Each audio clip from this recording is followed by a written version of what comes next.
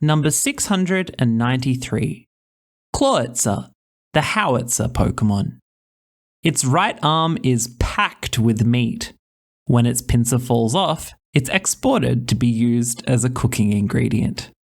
Yeah, I chose this one for you. All right. Joke's on you, I don't like seafood. Oh, tragic. Well, I'll just have to eat it. I love seafood. I'm going to make a great pasta out of this. Yeah, the eating of this Pokemon falls to you, Sammy. Okay, it's a heavy burden. So it's talking about the right arm. So it's talking about the big one, but like that right arm is also like its whole life, right? What is it without that right arm? That's its hurting things arm. That just casually falls off sometimes. Yeah, it's like it's its hurting things arm, it's its moving around arm. I don't know that it even can move around without that arm. You reckon? It can kind of paddle with the other little arm. Yeah, but nowhere near as efficiently. So I'm a little bit confused by this Pokedex entry just saying when its pincer falls off, as if it's like a natural thing that happens in every Clawitzer's life. This is a fantastic use of the passive voice, maybe. Yeah. It's like when its pincer falls off, instead of saying when humans brutally murder it and take its arm.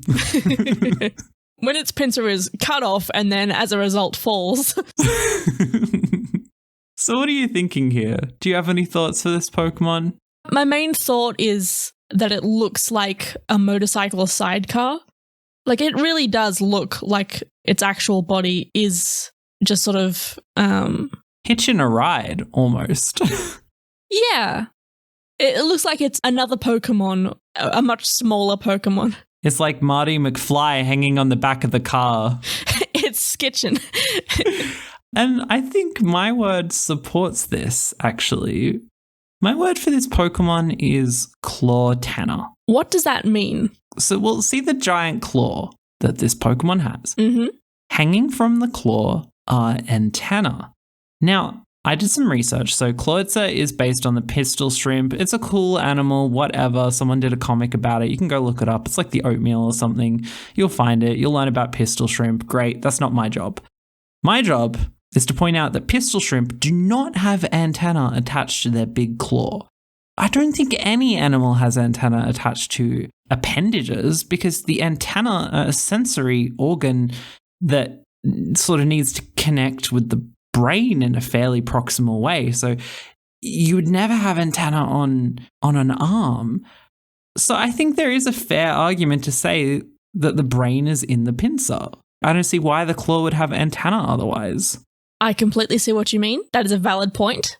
But also, going back to my idea of it being a motorcycle with a sidecar attached. Okay. The antenna are actually streamers that have been attached, like, just so they blow in the wind, in the ocean breeze behind it. Clawitzer just got married. Yeah, just got married to its arm. Okay, but supporting my theory, maybe they're not antenna, they're long eyelashes, and then the front of the claw is the mouth. They do look like long eyelashes. They do look like long eyelashes. I think the one thing we agree with is that the actual, like, shrimp bit is not the focus here, and we don't care about it. Yeah, that's nonsense. That's a smaller parasitic Pokemon that's somehow gotten itself attached to Clawitzer. Mm-hmm. I originally gave this Pokemon a pretty low rating, and then when I thought about it some more, I think I like it. It kind of stands out, you know, pistol shrimp are cool. I like this sort of asymmetrical design where it's really side heavy.